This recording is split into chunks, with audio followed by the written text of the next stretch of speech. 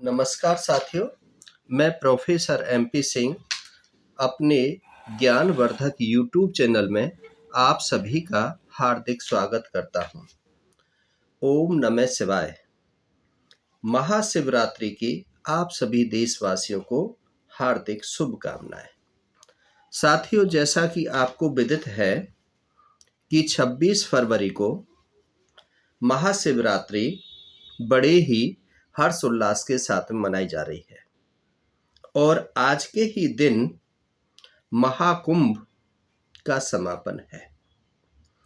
साथियों, महाशिवरात्रि का मतलब है कि भगवान शिव आज की रात्रि को अवतरित हुए थे और इसी दिन शिव पार्वती का विवाह माना जाता है। इसीलिए आज के दिन शिवरात्रि मनाते हैं।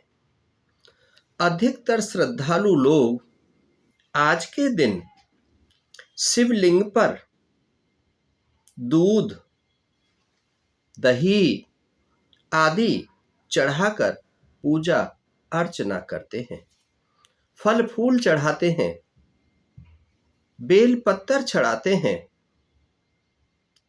भगवान शंकर बड़े ही दयालु हैं, बड़े ही कृपालु हैं।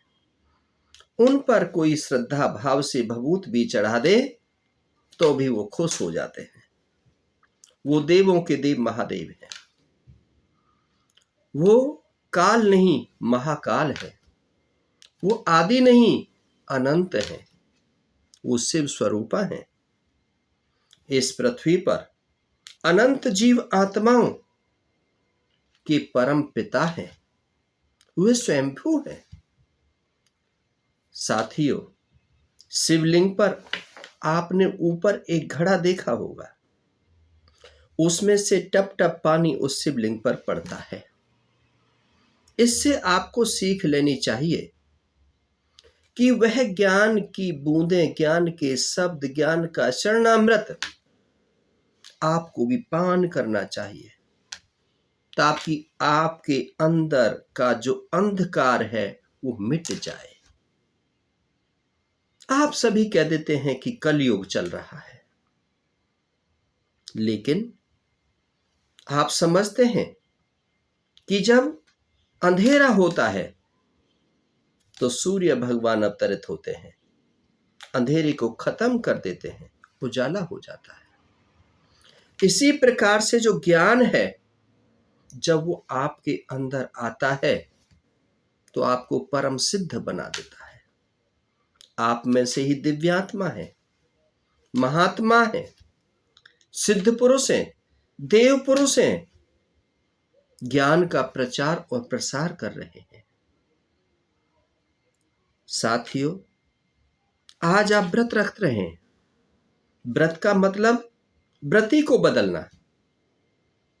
आप जो द्वेष भाव करते हैं, आप जो पाप करते हैं, आप जो छीना झपटी करते हैं, आप जो जमीनों पर कब्जे करते हैं, आप जो गलत तरीके से शोषण करते हैं, उस वृत्ति को बदलिए। अच्छी वृत्ति लाइए, सद्वृत्ति लाइए। उपवास जो आप करते हैं समाज में रह करके और उस पार ब्रह्म परमात्मा में वास हो जाए, उसे उपवास कहते हैं।